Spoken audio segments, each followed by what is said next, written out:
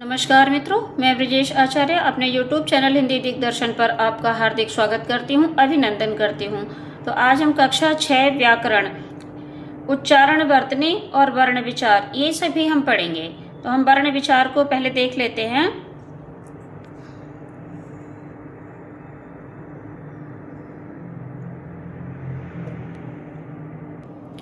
तो वर्ण किसे कहते हैं?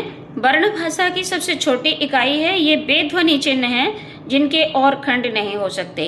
वर्ण ध्वनियों के लिखित और उच्चरित दोनों रूपों के प्रतीक हैं। इन्हीं वर्णों के उचित संयोजन से शब्द एवं वाक्य बनते हैं और भाषा का लिखित रूप भी प्रकट होता है। परिभाषा देख लेते हैं। भाषा की लघुतम स्वीकृत ध्वनि का रूप जो है वही वर्ण कहलाता है। तो वर्ण क्या है, परिभाषा के माध्यम से समझ लेंगे।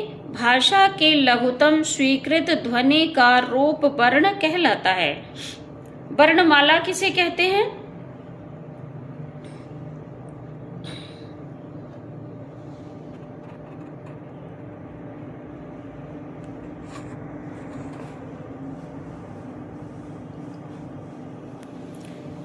वर्णों के व्यवस्थित समूह को वर्णमाला कहते हैं। जैसे आ से लेकर हा तक हिंदी वर्णमाला में कुल 48 वर्ण हैं। मानक देवनागरी वर्णमाला, इसमें 11 स्वर बताए गए हैं और ये 25 व्यंजन जो हैं ये स्पर्शी व्यंजन कहलाते हैं। कवर्ग, चवर्ग, टवर्ग, तवर्ग, पवर्ग में आने वाले 25 व्यंजन हैं। इन्हीं वर्णों को हम स्पर्शी व्यंजन भी कहते हैं। ये डा और ढा ये उच्छिष्ट ध्वनियां कहलाती हैं। अनुस्वार, विसर्ग, अंग, आह ये दोनों अयोगवाह कहलाते हैं, जिन्हें हम इसे अनुस्वार के नाम से जानते हैं, इसे विसर्ग के नाम से जानते हैं। और ये अनुस्वार 2 भागों में बटा, अनुस्वार में और अनुनासिक में।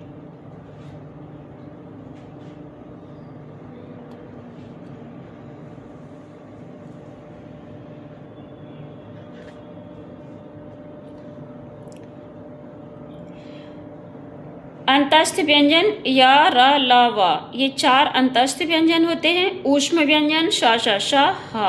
संयुक्त व्यंजन क्ष त्र ज्ञ श्रा होते हैं। ग्रहीत व्यंजन अ ज फ जो कि अन्य भाषाओं से आए हैं। ज फ ये उर्दू भाषा के हैं, फारसी के।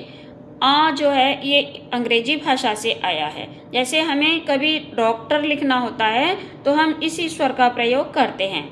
और उच्चारण की दृष्टि से हिंदी वर्णमाला को 2 भागों में बांटा गया है, स्वर और व्यंजन। तो स्वर किसे कहते हैं? जिन वर्णों का उच्चारण बिना किसी दूसरे वर्ण की सहायता से होता है उन्हें स्वर कहते हैं। व्यंजनों तथा वर्णों के उच्चारण में स्वर सहायक होते हैं। ये स्वर 11 माने गए हैं।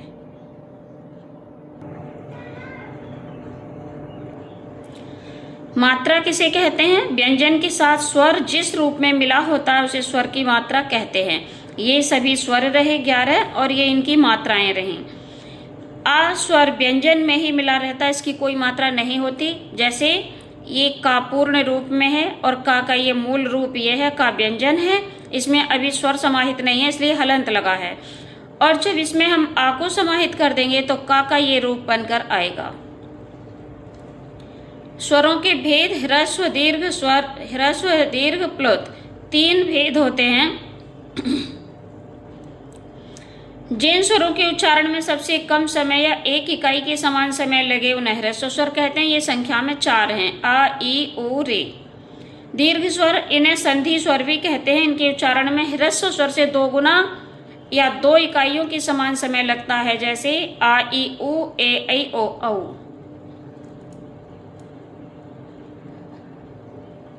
प्लुत स्वर जिन स्वरों के उच्चारण में ह्रस्व स्वर से 3 गुना या 3 इकाइयों के समान समय लगता है उन्हें प्लुत स्वर कहते हैं। प्लुत स्वर दीर्घ स्वरों को बोलने में अधिक समय लगाकर बनाया जाता है। इनका प्रयोग दूर से पुकारने में होता है, जैसे ओम। या कोई व्यक्ति दूर बैठा है, मोहित नाम का कोई बच्चा है दूर बैठा है, हम उसे बुलाएंगे अरे मोहित। इस प्रकार से प्लुत स्वर का उच्चारण करते हैं। व्यंजन किसे कहते हैं? जिन वर्णों के उच्चारण में वायु का प्रवाह रुककर या घर्षण के साथ निकलता उन्हें व्यंजन कहते हैं। व्यंजन सदैव दूसरों की सहायता से बोले जाते हैं। यहाँ पहले जैसा ही प्रारूप यहाँ बना हुआ है। मूल रूप में का ये है, आ स्वर समाहित होकर के ये रूप बना। मूल रूप सा का ये है, आ स्वर समाहित हुआ तो ये रूप बना। ता का मूल रूप ये है, व्यंजन है, तो अपने मूल रूप में हलंत लग के स्थित है। जब आ स्वर समाहित हो जाता है तो इस रूप में आ जाता है। हिंदी वर्णमाला में व्यंजनों में आ मिलाकर लिखा जाता है, क्योंकि स्वरों के बिना व्यंजनों का उच्चारण असंभव है। जिन व्यंजनों में आ नहीं होता उनके नीचे तिरछी लकीर दर्शाई जाती है, जैसे सा, दा, ला, बा, उद्गम, तद्भव आदि। व्यंजनों के भेद। उच्चारण स्थान की दृष्टि से व्यंजनों के निम्नलिखित 4 भेद होते हैं: स्पर्शी व्यंजन, अंतस्थ व्यंजन और ऊष्म व्यंजन। चौथा है आगत वर्ण। तो हम पहले स्पर्शी व्यंजन को देख लेंगे। तो कवर्ग, चवर्ग, टवर्ग, तवर्ग, पवर्ग में आने वाले ये जो सभी वर्ण हैं ये 25 वर्ण कहलाते हैं। और उच्चारण स्थान के अनुसार इनके उच्चारण स्थान ये रहे। कंठ का जिह्वा के मध्य भाग से स्पर्श होने वाले वर्ण हैं जो वो कंठ कहलाए, अर्थात चवर्ग में आने वाले जितने वर्ण हैं वो सभी तालव्य कहलाए, क्योंकि इनका उच्चारण करते समय तालु का जिह्वा के अग्रभाग से स्पर्श होता है। टवर्ग में आने वाले सभी वर्ण मूर्धन्य कहलाए, मूर्धा का जिह्वा के अग्र सिरे से स्पर्श। तवर्ग में आने वाले सभी वर्ण दंत्य कहलाए, वो इसलिए दांत का जिह्वा के अग्र सिरे से स्पर्श होता है। पवर्ग में आने वाले सभी वर्ण ओष्ठ्य कहलाए, ओठ का स्पर्श ओठ से स्पर्श होता है, एक दूसरे से मिलते हैं दोनों होठ। अंतस्थ व्यंजन सेमीवोवेल। अंतस्थ शब्द का अर्थ है स्वर और व्यंजन के मध्य में स्थित रहने वाला। इनकी संख्या 4 है। यह अलावा अंतस्थ व्यंजनों में जिह्वा मुख के किसी भाग को पूरी तरह स्पर्श नहीं करती है।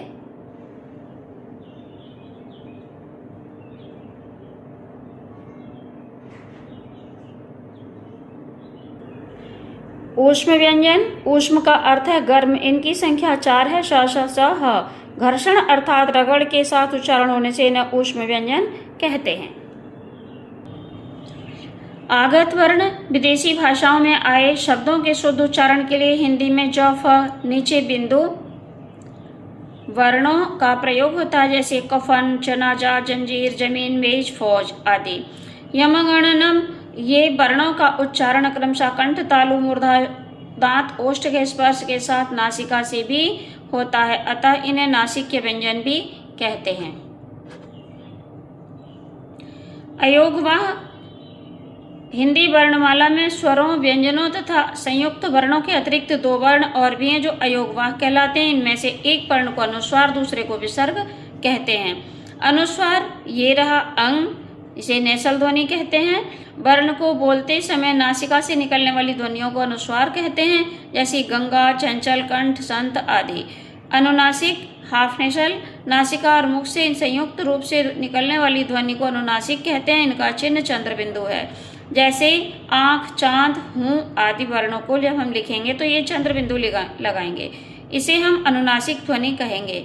विसर्ग ये अयोगवाह किसी भी अक्षर के सामने लगाया जाता है। इसका आधे ह के समान उच्चारण होता है, जैसे दुख, प्रातः, अतः। यहाँ विसर्ग नहीं लगी हैं, इसे हम लगा देते हैं।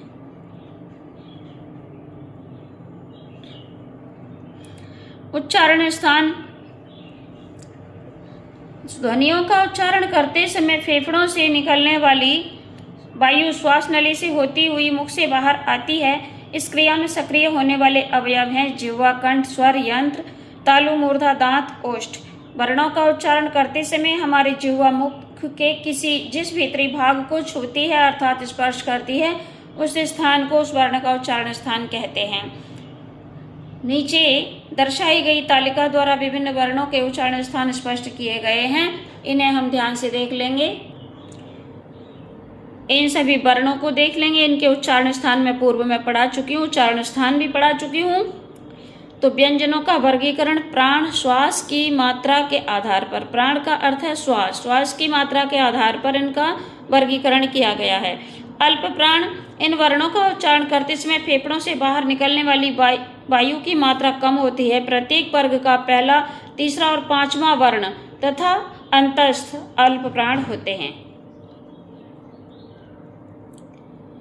महाप्राण किसे कहते हैं? जिन वर्णों का उच्चारण करते समय फेफड़ों से बाहर निकलने वाली वायु की मात्रा अपेक्षाकृत अधिक होती है। प्रत्येक वर्ग का दूसरा चौथा वर्ण तथा ऊष्म वर्ण, ये सभी महाप्राण होते हैं। श, श, शाह ऊष्म वर्ण हैं, ये महाप्राण होते हैं।